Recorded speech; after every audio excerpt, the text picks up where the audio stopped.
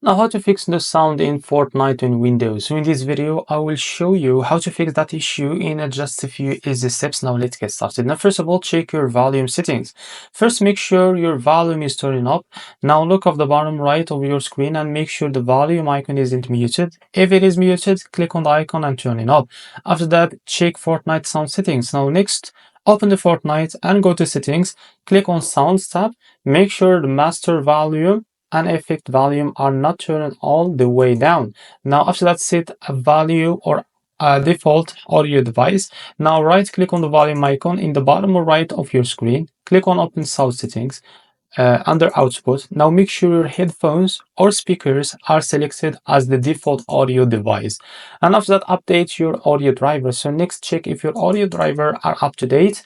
Go to device manager, find sounds, video and game controllers and right click on your audio device. Now choose update driver to make sure it is the latest version. So this is how to fix no sound in Fortnite and Windows. If you found this very helpful, please like and subscribe. See you in the next video.